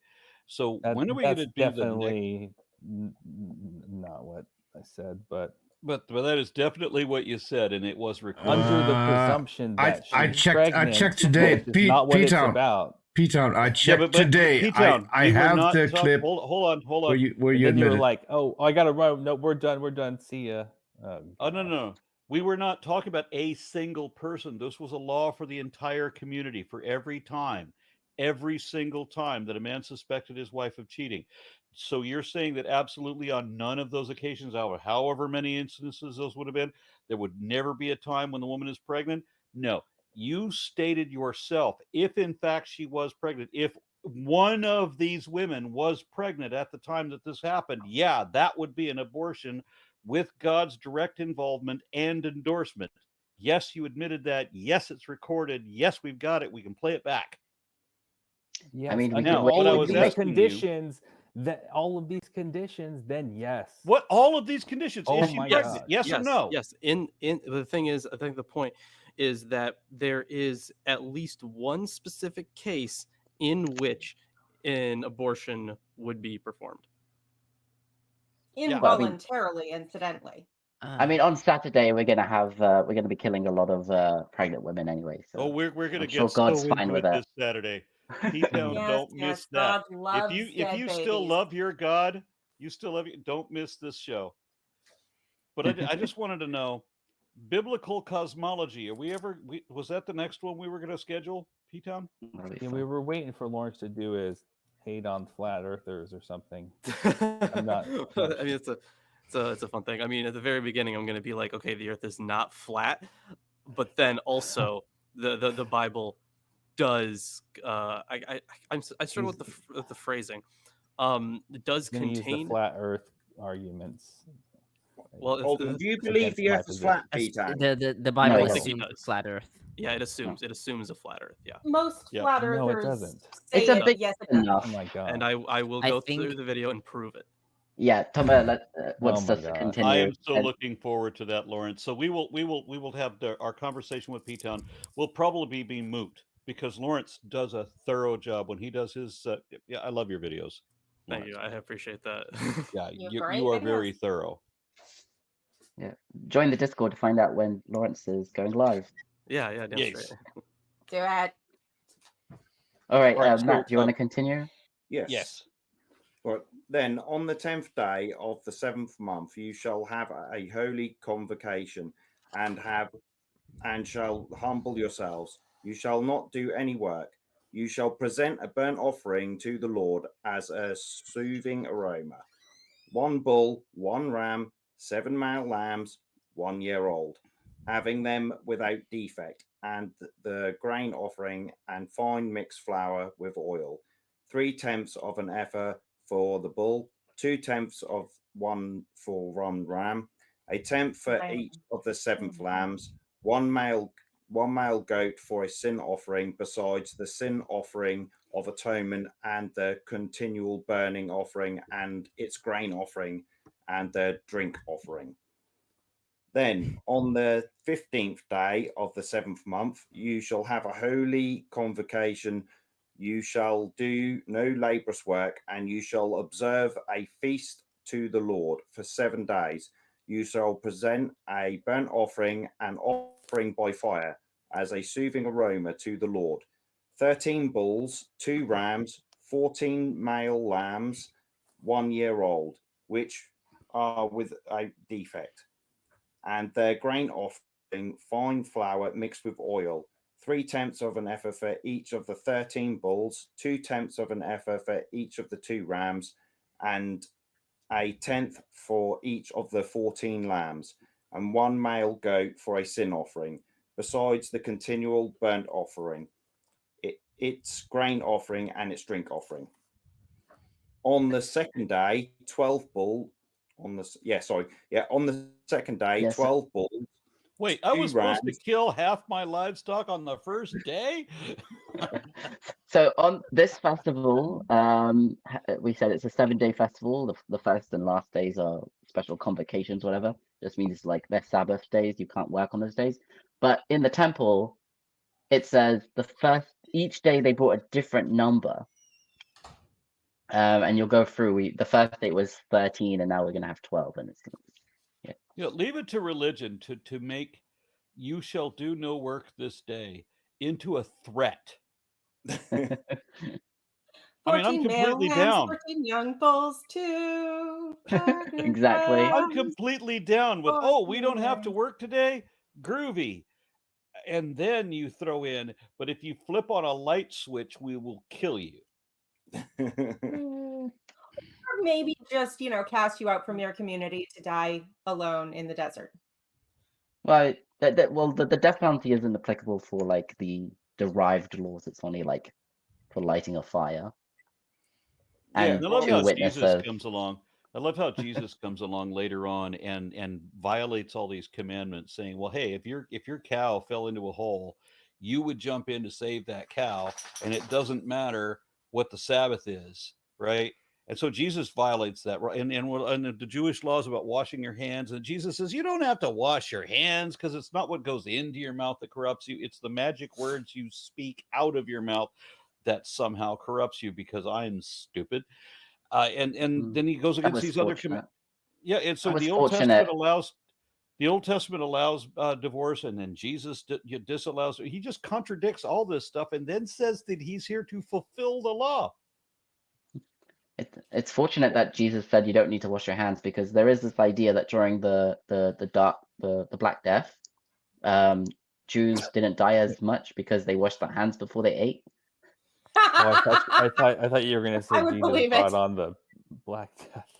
Actually, I was like, Christianity oh, had a God, lot here we to do go. with it, because they kept killing cats, believing them to be the familiars of witches, and that led to the the spread of rats being far more abundant, and that certainly helped with the plague. But that wasn't Jesus directly. That was just Christianity. There was something about why witches would have a cat, and I can't remember. Familiar. Because you know why? Because during the Black Death was spread by fleas on rats, and if you have a cat, you've got less rats, and so you survive. And it's like, why is this woman surviving? Oh, Right, yeah. she's a witch. There's a book that came out like a long time ago. It was The Hammer of Witches, right? It's like the Maleficorum. Malleus Scotus. Yeah, Justin Sledge I has it. thought it was like Maleficorum. That was the name. Malleus Maleficorum. Yeah, Malleus Maleficorum. I was thinking of Edward I, who was also named Malleus Scotus. I don't know why. Yeah. I want to read through. No, Malleus Scotus. Yeah, but Malleus means bad. No, Malleus means hammer. I know. I was making a joke. Yeah. I don't get jokes, Isaac. Malleus coitus, bad coitus. Like, I was wondering why that king was called that. Yeah, I don't know English as well, Isaac. It's Latin or whatever. Either way, I want to go over the that book at some point, because it is so interesting. Do you guys know why it was written? Because there was this. So it's a book that's specifically outlined to be like, okay, witches are real. Here's how you identify them. Kill the witches. So it was written because this one dude sued someone for being a witch, and they were like, what are you talking about? She's not a witch. Get out of here. And then he was so butthurt that he was like, you know what? I'm gonna get them all back. And then he wrote this like monstrous work about how to identify witches and why we should be scared of them, because he was fucking butthurt. Is that the origin of how witches fly on brooms by rubbing magic ointments on them that they got from Satan or whatever? I'm not sure about the origin of that, but the witches fly on brooms things, I remember that being in like some medieval art, like in, like even like the margins of like some manuscript. But yeah, I'm not exactly sure. Interesting. Oh. Um, I want all right, to so make a the joke. the second day. Sorry. Sorry, I wanted to you- make the joke. I know you don't know the origin of this stuff, but Origin says the Day of Atonement, celebrated on the 10th day of the 7th month, is fulfilled in Christ. Oh. That's What? Where did you get this? Origin. Okay. Say it Oh again? yeah, The Origin Day of of Atonement. Alexandria. Church Father Origin. Yeah. Wait, that what? That Yom Kippur is Fulfilled in Christ. Oh, that Of course. makes sense. You don't need to keep anything. No. Well, Right, and on the that's second. Yeah. that's the oh man, the way that Christianity co-opts and disrespects Judaism on so many levels. Like, we don't have to do this because of Jesus. No, you were never a Jew. You're not part of that. The other nations did not have to do all this shit. Just to be clear, they do kind of make like the argument about like it kind of expanding past the realms of just like cultural Jews. They do kind of make that argument. I know, so- but they claim all the promises of Judaism and all the promises of God to the Jews in their own versions that serve their own ends, and absolve themselves of any responsibility they find inconvenient. And there are lots of arguments. And since Jesus, was authored by multiple different people, you can always find a version of him that says something that sounds like what you want to hear if you interpret it correctly. So witches float on water, and what else floats on water? A duck. So if she weighs the same as a duck, she's made of wood, and therefore, I think Okay. to a newt. I think all of us I got diverged. better. I Alright, think Matt. all of us diverged. We need to finish this chapter, and I still have commentary. So Yeah. I agree. get on Right. with it. Sorry for Then interrupting. on the second day, 12 bulls, 2 rams, 14 male lambs. Oh, did I already read that? no, No. Okay, yeah, I thought it was the same. It's just very Okay, yeah. repetitive. So then- it's repetitive. Yes. and on the grain offering, the drink offering for the bulls, for the rams, and for the lambs by their number, according to the ordinance, and 1 male goat for a sin offering, besides the continual burnt offering and its grain offering and their drink offerings.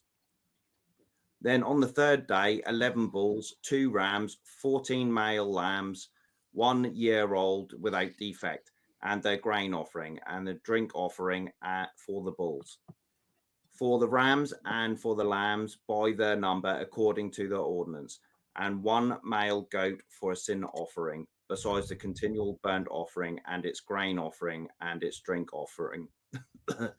Then on the 14th day, 10 bulls, The 2 fourth. rams. Sorry? It's the 4th, not the 14th.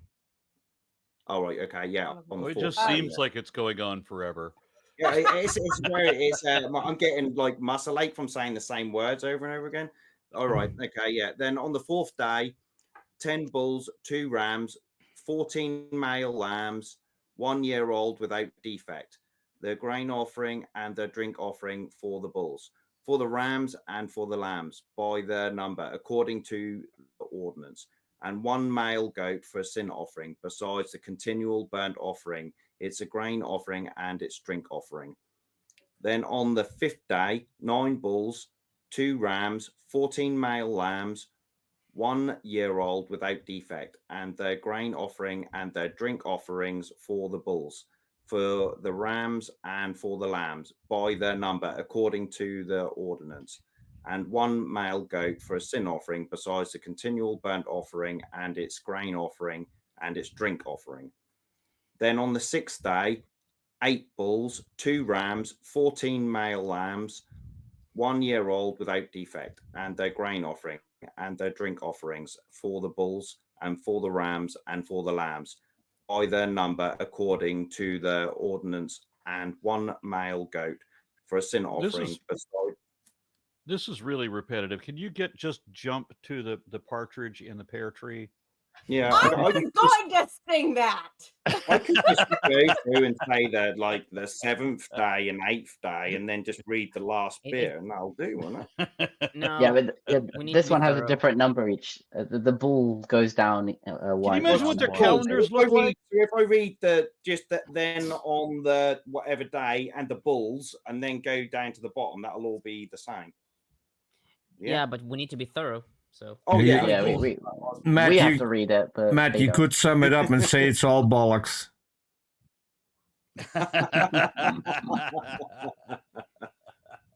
Did I do the 5th day? Yes. You did. You were on the 7th day, weren't you? What Or is that? 32. on the 7th? Can you Yeah, imagine I'm these on the poor 6th I'm on the struggling 6th farmers day. and sheep herders and so forth? They're having to keep a calendar of how much of their livestock they have to pointlessly destroy just so This that they is can the whole community, just so that they right? can appease the clergy, because there's no God. It's just the clergy insisting on these rules. They're not Are the other dudes? Are the other dudes still particular living off mana? Imagine if these rules had been in place at Noah's time, you wouldn't have any clean animals left at the end of the. Look at that This- face. Oh, who's a cutie? Oh, yeah, it says it right here in the Bible, and the dog offering. Oh, And they did feast upon the lambs and the stoats and the ocelots and the breakfast cereals. Okay, leave the ocelots out of this. Matt, please continue. Right, then on the 6th day, 8 bulls, 7th. 2 rams, 14 male lambs, 1 year old without defect, and their grain offering and their drink offerings for the bulls and for the rams and for the lambs by their number according to their ordinance, and 1 male goat for a sin offering, besides the continual burnt offering. It's a grain offering and its drink offering.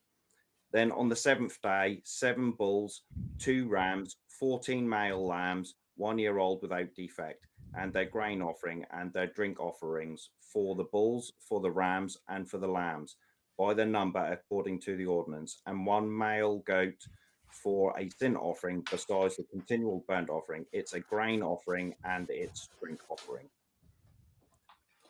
On the 8th day, you shall have a solemn assembly, and you shall do no laborious work, but you shall present a burnt offering, an offering by fire, as a soothing aroma to the Lord.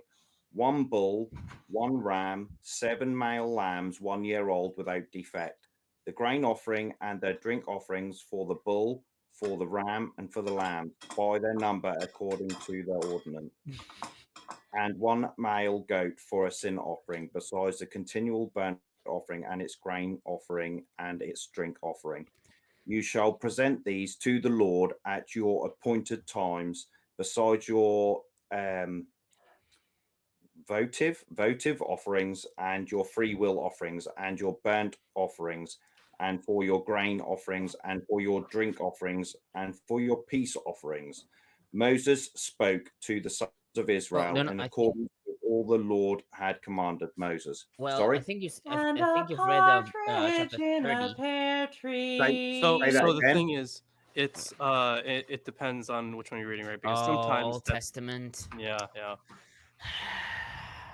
Cool. Yeah, there's a verse 40 for us that's just, and Wait. Moses told the Israelites all that the Lord commanded, because, Uh, although it makes just as much sense in the next section, like, whatever.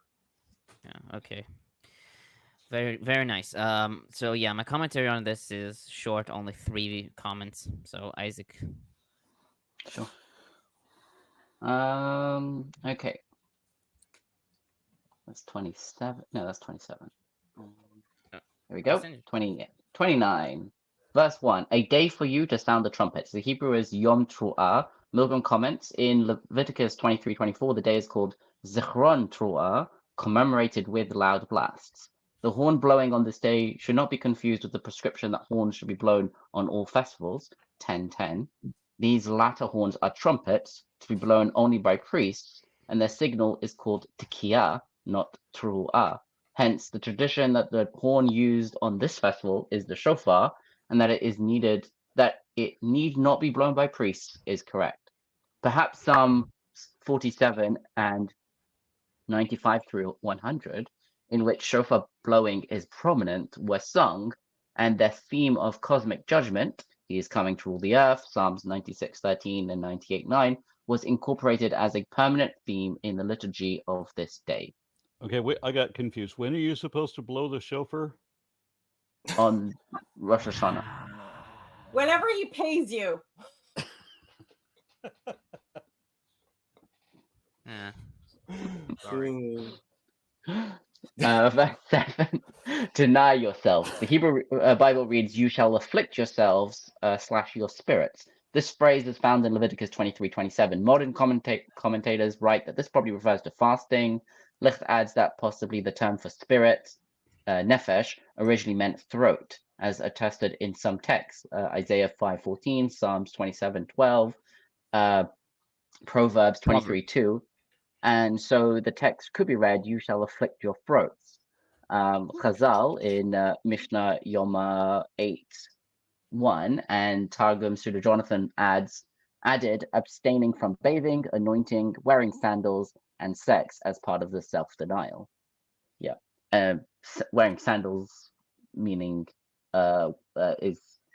people nowadays keep that as wearing any shoes made of leather. Yeah. Yeah. Specific leather. Yeah. Verse 35. By the way, that's all about Yom Kippur. Yom Kippur is the day of fasting and self-reflection, as it says. I mean, I found the most self-afflicting part of the day was just being in synagogue the entire day, from literally morning. The morning prayers were like as long as like a regular Sabbath, like all three prayers all together. And then you had the extra prayer, which again was as long as all three on a Sabbath put together. And then there was maybe a couple of hours break, which you didn't even have time. You didn't go home for it. You just stayed in the synagogue for that. And then you had the afternoon, which was also very long, and then the evening, which was also very long with like special prayers and stuff. That was the worst part. Like, it's easy to fast. You can just forget to eat sometimes, right? For a full day. But when you're like sitting doing nothing, it's very boring. All right. Verse 35. A closing special assembly. The Hebrew is atzeret. The Septuagint reads concluding feast day, based on the root ayin tzadi resh, to stop. The Targums render it as a solemn gathering. Milgram adds that in Rabbinic Hebrew, Shavuot is called the atzeret of the Passover, i.e. a concluding solemnity. So that's interesting because it's like, 7 weeks later. Peshitta reads, be assembled, and the Vulgate, most solemn. Yeah, so yeah, the last day of Sukkot, the day of the Festival of Tabernacles, is called the 8th day, which is the Atzeret. Yeah. And Yeah, that's all about commentary. I mean, there's not a lot to say about this chapter. I'd say one thing, which is that this day, when you one of the weird things about the Jewish calendar is before they actually calculated the calendar using mathematics, they would kind of just do it as they went along. And so the new moon, when they visibly saw the new moon and went to the temple and had two witnesses, and they announced to the beginning of the month. And because you have to know when the festivals are, what day it's on. If you have to wait until they announce the first day of the month, it's going to take a few days before you find out what date it is. So people living too far away from Jerusalem would keep all of these festivals. They would keep them on two dates. So Rosh Hashanah's not a good example, but like Passover, it says the first day and the last day. So they would keep 2 days as a festival just in case the first one was the festival, and then they would keep the last day as 2 days as well. And then Rosh Hashanah, because it's literally on the first day of the month, even people within like the city wouldn't necessarily know, so they would also keep 2 days. And even now with the delightful. Yeah, and even now with the system in place, that they have a calculated calendar for hundreds of years, they still keep it as a tradition. So it's like very annoying for like you can travel if you're in Israel, then you keep 1 day, but if you're outside Israel, you keep 2 days. Somebody commented that they hate running out of goats, and it brings up an important question: what if you run out of goats? Well, the way this is an expensive religion. This has to be for the whole community, right? It's Yeah, for the yeah, whole this is community that not they're a sacrificing personal. 14 goats a day. They're not Yeah. like, it's not like every farmer has to give 14 goats a day, and there's Yeah.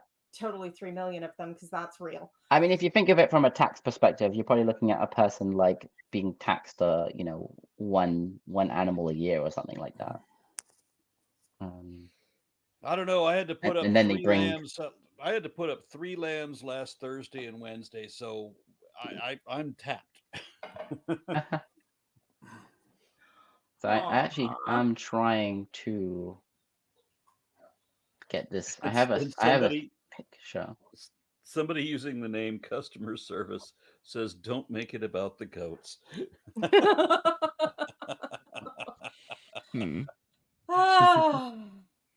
Okay, I'm gonna save this on my desktop. I'm gonna try and calculate the full number here. I mean, maybe Tomo is good at math. Maybe you do it in your head. So bulls, 2, 2, 2, 2. Well, let me just count this. 1, 2, 3, 4, 5, 6, 7, 8, 9. So 9 times 2, and plus that is 19, 20, 21.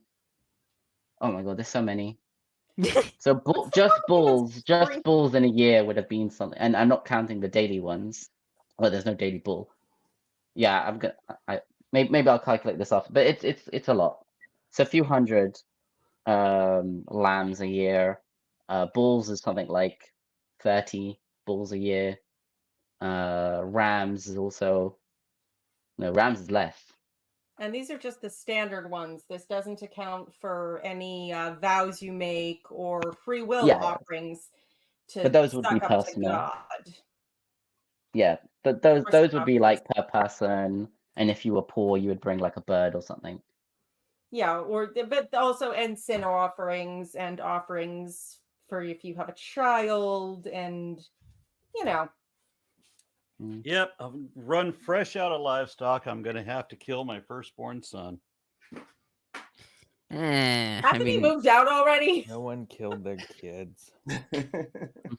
Literally. Well, did you say no one killed their kids? Because that's the false. sin offerings were young goats, so you could say they killed their kids. I mean, perhaps in their earlier period, and maybe it wasn't as widespread. Like there were some specific cults, but I mean, I don't think we have. I mean, there is like there is child sacrifice in ancient Israel by Heath Duro. That's at least what I understood from what Kip Davis argued, that the child sacrifice was a part of some Israelite sects, but it wasn't as widespread. And there are sections in the Bible that seem to speak about a child sacrifice, but actually they're not, as I've already shown in this book. So I think it's one way of. In the I think it's one way of period, showing how late the writing is. Because if it was earlier, then they would have been more aware of it. Yeah, I think because that's a very early practice. I think this section of the I forgot the name of it, like Exodus 21 to 23, is perhaps the earliest law code, and maybe it talks about child sacrifice, but I think it was more local and widespread.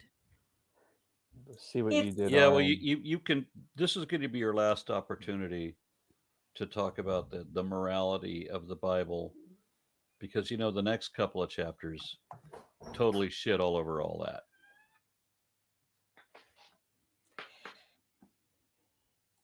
Are you talking to me? Sorry, my daughter. No, I was just talking to the group. I mean, Yeah. I know that rabbis want to say, "Wow, this sounds really bad. We should come up with an apologetic that makes it not sound as bad as it implies that it is. That it doesn't mean what it sounds like it means, when it totally does." Well, you know, this is the problem with atheists. We actually read the text and think that it means what it explicitly says, or at least something related to what it explicitly says, as opposed to exactly the opposite because reasons. Yeah, The fact many that times people says that, people tell me that that's not what the Bible says, and then I show them what it says. I'm like, well, that's not what it means. There's Well- actually Well, I a mean, I great will- I- meme. I There's a would meme argue. about an exchange between a believer and an atheist. Is like, the believer says, Jesus said peace on earth. And the non-believer says, actually, he says, I did not come to bring peace on earth. Don't say that I came to bring peace on earth. I did not come to bring peace, but a sword. And they're like, you're taking it out of context. I mean, I will say that there are instances where the Bible seems to speak about something, but actually it's a bit more nuanced. And I think both Lawrence and I mentioned these instances. For example, when the God seems to be described as a volcano, but maybe it's more of a storm-like God. Right. And the child sacrifice that I mentioned previously. So in some cases, it's more nuanced than what it seems like. Okay, Yeah, well, I would agree in most cases. Other gods are quite common across a lot Yeah. of. we'll have a places. lot of nuance to Warm. discuss on Right. Saturday, I'm sure. That'll be the first time that I've ever read this next bit as an atheist. So Yeah. I can't May even I remember, suggest- to be honest with you. Just to remind you, this next bit could make you an atheist.